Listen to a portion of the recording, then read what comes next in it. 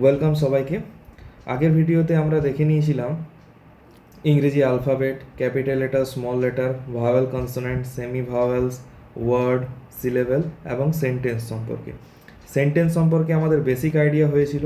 এরপর আজকে দেখে নেব সেন্টেন্সেরই বিভিন্ন ভাগ, টাইপস, গঠন ইত্যাদি সম্পর্কে। তো চলো শুরু করা যাক। প্রথমে দেখো সেন্টেন্স, যার বাংলা হচ্ছে বাক্য। সেন্টেন্স কাকে বলে? বাক্য হলো এমন একগুচ্ছ শব্দ যা একটি সম্পূর্ণ ভাব বা অর্থকে প্রকাশ করে। আবার সেন্টেন্স এক বা একাধিক ওয়ার্ড নিয়ে গঠিত হয় এবং একটা যদি মনের ভাব প্রকাশ করে তাকেও আমরা সেন্টেন্স বলি। তাহলে দেখো সেন্টেন্স সাধারণত কী দিয়ে শুরু হয়? ক্যাপিটাল লেটার দিয়ে শুরু হয় এবং শেষ হয় কী দিয়ে? ফুল স্টপ অথবা কোশ্চেন মার্ক অথবা এক্সক্লামেশন মার্কস দিয়ে এটা শেষ হয়। দেখো সেন্টেন্সের এক্সাম্পল দেখে নিই। উদাহরণ, সি ইজ রিডিং এ বুক। সে একটা বই পড়ছে। তাহলে দেখো এখানে যে এটা একটা কতগুলো word, C is reading a বুক, এই ওয়ার্ডগুলো মিলিত হয়ে একটা সম্পূর্ণ মনের ভাব প্রকাশ করছে, তার জন্য একে আমরা বলছি সেন্টেন্স। সেরকম the sun rises in the east, সূর্য পূর্ব দিকে উদিত হয়। তাহলেও এখানে একটা সম্পূর্ণ মনের ভাব প্রকাশ করছে। তারপরে দেখো হোয়াট এ বিউটিফুল ফ্লাওয়ার, কি সুন্দরী না ফুলটি, এটাও দেখো একটা কিন্তু মনের ভাব প্রকাশ করছে। They are playing in the field, তারা মাঠে খেলা করছে, এটাও কিন্তু একটা মনের ভাবকে প্রকাশ করছে। দেখো ক্যাপিটাল লেটার দিয়ে সবগুলো শুরু হয়েছে এবং শেষ হয়েছে full stop, exclamation mark, full stop দিয়ে। এরপর দেখে নেওয়া যাক বাক্যের অংশ, পার্টস অফ এ সেন্টেন্স। একটি সম্পূর্ণ বাক্যের দুটি প্রধান অংশ থাকে। এক হচ্ছে সাবজেক্ট, বাক্যের সেই অংশ যার সম্পর্কে কিছু বলা হয়। এক্সাম্পল কি? রিয়া ইজ সিঙ্গিং, রিয়া গান করছে। The sun rises in the east, সূর্য পূর্ব দিকে উদিত হয়। My father works in a bank, আমার বাবা ব্যাংকে কাজ করেন। দে আর ওয়াচিং টিভি, তারা কি করছে? টিভি দেখছে। এই চারটা সেন্টেন্স আমরা পেয়েছি। এই চারটা সেন্টেন্সে দেখো রিয়া হচ্ছে কিন্তু আমাদের সাবজেক্ট, এই অংশটা হচ্ছে শুধুমাত্র সাবজেক্ট, রিয়া সম্পর্কে কিছু বলা হচ্ছে। আবার দেখো এই সেন্টেন্সে দ্য সান কি করে? সূর্য পূর্ব দিকে উদিত হয়, সান সম্পর্কে কিছু বলা হচ্ছে, সানটা হচ্ছে আমাদের সাবজেক্ট। মাই ফাদার, আমার বাবা, ওয়ার্কস ইন এ ব্যাংক, আমার বাবা ব্যাংকে কাজ করেন। মাই ফাদার হচ্ছে সাবজেক্ট, যার সম্পর্কে কিছু বলা হচ্ছে। দে আর ওয়াচিং টিভি, তারা টিভি দেখছে, এখানে দে হচ্ছে আমাদের সাবজেক্ট, যার সম্পর্কে কিছু বলা হচ্ছে। আবার প্রেডিকেট কোনটা? বাক্যের যে অংশে সাবজেক্টের সম্পর্কে কিছু বলা হয় তাকে বলা হয় থাকে প্রেডিকেট। এখানে কি থাকে? ভার্ব থাকে এবং বাকি অবজেক্ট অংশটা থাকে। যেমন উদাহরণ দেখি, রিয়া ইজ সিঙ্গিং, এই সেন্টেন্সটাতে রিয়া গান করছে, রিয়া হচ্ছে সাবজেক্ট, কি করছে না গান করছে, ইজ হচ্ছে ভার্ব এবং সিঙ্গিং হচ্ছে ভার্ব। তাহলে ইজ সিঙ্গিং পুরো পোর্শনটা হচ্ছে ভার্ব, ইজটা হচ্ছে অক্সিলারি ভার্ব, সিঙ্গিংটা হচ্ছে মেন ভার্ব। তাহলে এই অংশটাকে বলা হয়ে থাকে আমাদের প্রেডিকেট, এই অংশটা হচ্ছে আমাদের predicate. The sun rises in the east, আমরা দেখলাম দ্য সানটা হচ্ছে আমাদের সাবজেক্ট, তাহলে রাইজেস ইন দ্য ইস্ট পূর্ব দিকে উদিত হয়, এই অংশটা হচ্ছে আমাদের predicate. My father works in a bank, আমার বাবা ব্যাংকে কাজ করেন। কে কাজ করেন? আমার বাবা, সাবজেক্ট। কোথায় কাজ করেন? ব্যাংকে। ওয়ার্কস ইন এ ব্যাংক, এই অংশটা হচ্ছে আমাদের predicate. They are watching TV, are watching TV, TV দেখছে, কি করছে না টিভি দেখছে, এই অংশটা বলা হচ্ছে আমাদের প্রেডিকেট, এই অংশটা predicate. Types according to meaning, অর্থ অনুসারে এবারে সেন্টেন্সের ভাগ। তাহলে সেন্টেন্সটাকে যদি আমরা ভাঙি তাহলে দুটো অংশ পাচ্ছি, একটা হচ্ছে সাবজেক্ট অংশ আর একটা হচ্ছে প্রেডিকেট বা বিধেয় অংশ। এরপর দেখো অর্থ অনুসারে সেন্টেন্সকে ভাগ, সেন্টেন্সের যে অর্থটা থাকে তা অনুসারে তাকে কটা ভাগে ভাগ করা যায় না? মোট 5টা ভাগে সাধারণত আমরা ভাগ করি, 5 অংশে ভাগ করি, তাহলে 5টা ভাগে কি কি? প্রথমে দেখো অ্যাসার্টিভ সেন্টেন্স বা বিবৃতিমূলক বাক্য। তথ্য বা বিবৃতি প্রকাশ করে। যেমন আই লিভ ইন কলকাতা, আমি কলকাতাতে বাস করি, এটা একটা তথ্য দিচ্ছে সাধারণ। এটা হচ্ছে একটা বিবৃতিমূলক বাক্য বা assertive sentence. The earth moves around the sun, সূর্যের চারিদিকে পৃথিবী ঘোরে বা পৃথিবী সূর্যের চারিদিকে ঘোরে। তাহলে এখানে দেখো এটা একটা বিবৃতি বোঝাচ্ছে, একটা তথ্যকে তুলে ধরা হচ্ছে। এটা হচ্ছে কিন্তু assertive sentence. He does not like coffee, say coffee পছন্দ করে না, এটা একটা সাধারণ তথ্য তুলে ধরা হচ্ছে। এটা হচ্ছে কিন্তু অ্যাসার্টিভ সেন্টেন্স। তাহলে অ্যাসার্টিভ সেন্টেন্সের আমরা উদাহরণ দেখে বুঝে গেলাম কোনগুলো, সহজেই চিনতে পারবো। সেকেন্ড আসছে আমাদের ইন্টারোগেটিভ। ইন্টারোগেটিভ মানে প্রশ্নবোধক। এই সেন্টেন্সটাকে সহজে চেনা যায়, কারণ কি এর শেষে একটা কোশ্চেন চিহ্ন থাকে, কোশ্চেনের নয়, প্রশ্ন চিহ্ন। যেমন দেখো, হোয়ার ডু ইউ লিভ, তুমি কোথায় বসবাস করো। তাহলে শেষে একটা প্রশ্ন আছে, এই প্রশ্ন চিহ্নটা দেখেই কিন্তু আমরা বুঝে যাব এটা একটা interrogative sentence. Are you happy, তুমি কি খুশি, প্রশ্ন চিহ্ন। হোয়াট ইজ ইউর নেম, তোমার নাম কি, প্রশ্ন চিহ্ন। তাহলে এই যে যেখানে একটা প্রশ্ন বা জিজ্ঞাসা করা বোঝাবে, এইটা হচ্ছে আমাদের ইন্টারোগেটিভ সেন্টেন্স। এটা হচ্ছে আমাদের ইন্টারোগেটিভ সেন্টেন্স। 3 নম্বর দেখো, ইম্পারেটিভ সেন্টেন্স বা আজ্ঞাসূচক বাক্য। ইম্পারেটিভ সেন্টেন্স বা আজ্ঞাসূচক বাক্য কি বোঝায় এখানে না, কোনো আদেশ করা বোঝায়, অনুরোধ করা বোঝায় এবং উপদেশ প্রকাশ করা বোঝায়। দেখো এক্সাম্পল দিচ্ছি, প্লিজ হেল্প মি, প্লিজ যখনই থাকছে দয়া করে আমাকে সাহায্য করো, দয়া করে আমাকে সাহায্য করো। তাহলে দেখো এখানে এটা একটা অনুরোধ বোঝাচ্ছে, তার জন্য এটা হচ্ছে কিন্তু একটা ইম্পারেটিভ সেন্টেন্স।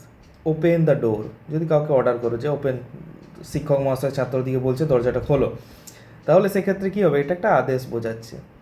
উপদেশ কোনটা, নেভার টেল এ লাই, কখনো মিথ্যে কথা বলো না, নেভার কখনো না, টেল এ লাই কখনো মিথ্যে কথা বলো না, এটা বোঝাচ্ছে কিন্তু একটা উপদেশ। তার জন্য এটা কী হচ্ছে, এটা হচ্ছে একটা ইম্পারেটিভ সেন্টেন্স। 4 নম্বর দেখি, অপটেটিভ সেন্টেন্স বা ইচ্ছাসূচক, কোনো ইচ্ছা বা প্রার্থনা প্রকাশ করে। যেমন মে গড ব্লেস ইউ, ভগবান তোমার মঙ্গল করুন। মে ইউ লিভ লং, তুমি দীর্ঘজীবী হও। মে ইউ বি হ্যাপি, তুমি খুশি হও। এগুলো একটা কি ইচ্ছা প্রকাশ করা বোঝাচ্ছে বা প্রার্থনা, ভগবানের কাছে প্রার্থনা করছি তুমি, তোমার মঙ্গল হোক। তাহলে এই ধরনের জিনিসগুলো, এই ধরনের বাক্যগুলো সমস্ত কিন্তু ইচ্ছাসূচক বাক্য বা অপটেটিভ সেন্টেন্সের মধ্যে পড়ে। এরপরে আসছে এক্সক্লামেটরি সেন্টেন্স বা বিস্ময়সূচক বাক্য।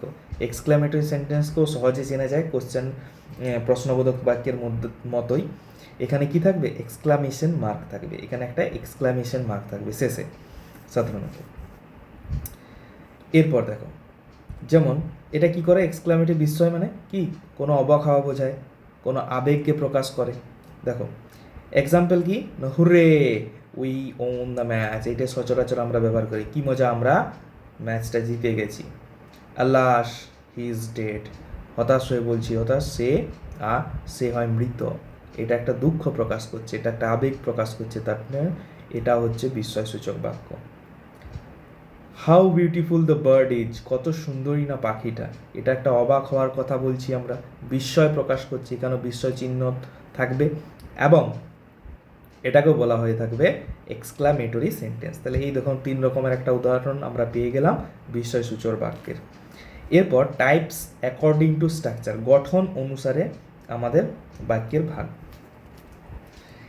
গঠন বলতে কি দেখো, সরল বা সিম্পল সেন্টেন্স কোনগুলোকে বললে, জন্য যেগুলোর একটি মাত্র স্বাধীন অংশ থাকে। একটি মাত্র স্বাধীন অংশ বলতে কি দেখো, বার্ডস ফ্লাই, পাখিরা উড়ে, আর এটার জন্য কোনো ডিপেন্ডেন্ট কোনো বাক্য নেই। সি সিংস এ সং, সে একটি গান করে। He is a good boy, সে একটি ভালো ছেলে। এটা সাধারণ, দেখো একটা সাবজেক্ট আছে, একটা ভার্ব আছে, আর বাকি সব অবজেক্ট আছে। তাহলে এইগুলোকে বলা হয় থাকে সিম্পল সেন্টেন্স। কম্পাউন্ড সেন্টেন্স কোনগুলোকে বললে না, দুটো স্বাধীন অংশ থাকে এবং কনজাংশন যেমন অ্যান্ড, বাট, অর ইত্যাদি দ্বারা যুক্ত থাকে। দেখো আই ওয়াজ টায়ার্ড, আমি ছিলাম কি ক্লান্ত, এটা একটা সেন্টেন্স।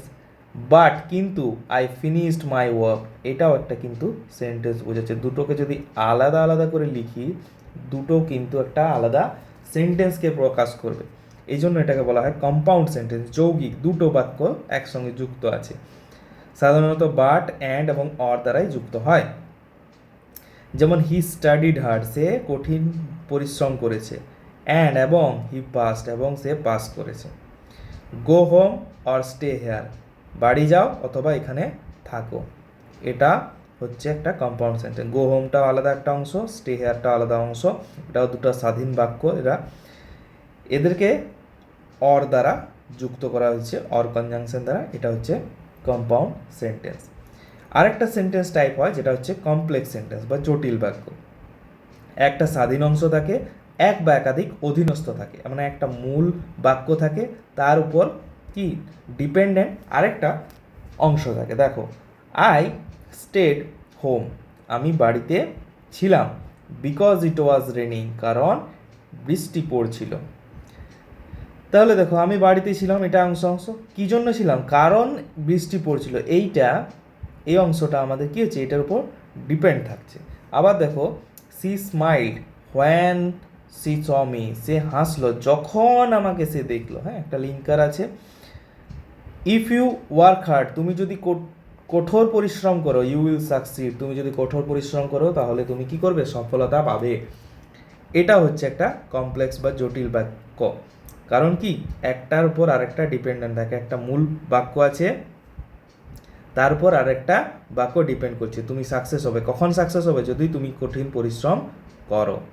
ঠিক আছে, তো কুইক রিভিশন আমরা করে নিচ্ছি যে কি কি পড়লাম আজকে।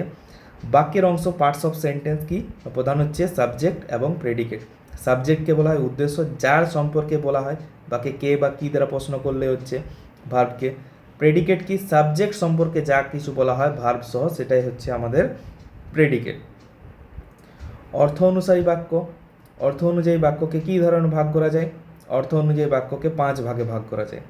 কি কি, 1 নম্বর ভাগ হচ্ছে, এগুলো ভুল আছে নাম্বারিং, 1 নম্বর ভাগ হচ্ছে অ্যাসার্টিভ সেন্টেন্স, যা কোনো তথ্য বা বিবৃতি বোঝায়।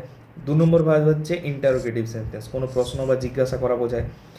3 নম্বর হচ্ছে ইম্পারেটিভ সেন্টেন্স, আদেশ, অনুরোধ বা উপদেশ দেওয়া বোঝায়। 4 নম্বর হচ্ছে অপটেটিভ সেন্টেন্স, ইচ্ছা, প্রার্থনা, আশীর্বাদ প্রকাশ করা বোঝায়। আর 5 নম্বর হচ্ছে এক্সক্লামেটরি সেন্টেন্স, মনের ভাব বা আবেগ সম্পূর্ণ, মানে আবেগকে প্রকাশ করে। এক্সক্লামেশন চিহ্ন দ্বারা এটা শেষ হয় সাধারণত, আর ইন্টারোগেটিভ সেন্টেন্স কোয়েশ্চেন মার্ক দ্বারা শেষ হয় সাধারণত, বাকিগুলো সব ফুল স্টপ দ্বারা সাধারণত শেষ হয়। গঠন অনুসারে বাক্য, গঠন অনুসারে বাক্যকে স্ট্রাকচার অনুযায়ী 3 ভাগে ভাগ করা। একটা সিম্পল, একটি মাত্র স্বাধীন অংশ থাকে, ইন্ডিপেন্ডেন্ট ক্লজ থাকে। কম্পাউন্ড, 2 বা ততোধিক স্বাধীন অংশ থাকে, কনজাংশন দিয়ে যুক্ত হয় আমরা দেখলাম। আর কমপ্লেক্স, একটি স্বাধীন বা এক বা একাধিক অধীনস্থ বা ডিপেন্ডেন্ট ক্লজ থাকে। আরেকটা ভাগ করতে পারি এটাকে এক্সট্রাভাবে, কম্পাউন্ড কমপ্লেক্স, অন্তত 2টি স্বাধীন ও একটি অধীনস্থ অংশ থাকে, কম্পাউন্ড কমপ্লেক্স সেন্টেন্স। তাহলে দেখো, সহজে মনে রাখার টেকনিক, অর্থ জানতে চাইলে নিজেকে প্রশ্ন করুন, বাক্যটি কি বোঝাচ্ছে, প্রশ্ন, বিবৃতি নাকি আবেগ। আর যদি গঠন জানতে চাই তাহলে বাক্যটি কয়টি ক্লজ আছে, সেগুলি কিভাবে যুক্ত হয়েছে, এই প্রশ্নটা করতে হবে। দেখো, কম্পাউন্ড কমপ্লেক্স সেন্টেন্সটা সম্পর্কে আমরা একটা ভালো করে আর একটু ব্যাখ্যাটা করে দিচ্ছি। 2 বা ততোধিক স্বাধীন ও অন্তত একটি অধীনস্থ অংশ থাকে। দেখো, I went to school and my brother stayed home. দেখো, এইটাও একটা স্বাধীন অংশ, এটাও একটা স্বাধীন অংশ, বা এটাকে ভালো করে বলতে পারি, এই জায়গাটা হচ্ছে আমাদের কম্পাউন্ড। হ্যাঁ, কম্পাউন্ড সেন্টেন্স, তার সঙ্গে একটা ডিপেন্ডেন্ট ক্লজ আছে। দেখো, এইটা হচ্ছে ডিপেন্ডেন্ট অংশ, যেটাকে বলা হয়ে থাকে, এইটা মিলে তৈরি করছে একটা কি, কম্পাউন্ড কমপ্লেক্স সেন্টেন্স। এটা মিলে আমাদের তৈরি করছে কম্পাউন্ড কমপ্লেক্স সেন্টেন্স। আবার দেখো, সি স্টাডিড হার্ড, সে কঠিন পরিশ্রম করেছে, but she failed because she was ill, সে কঠিন পরিশ্রম করেছে বা কঠোর পড়াশোনা করেছে, কিন্তু সে ফেল হয়েছে, বিকজ সি ওয়াজ ইল, কারণ সে ছিল অসুস্থ। দ্য টিচার স্মাইল্ড, টিচার হাসলো, and the student clapped when the result came, এবং স্টুডেন্টটা কী করলো, হাততালি দিল যখন উত্তর এলো বা ফলাফল এলো। ধন্যবাদ।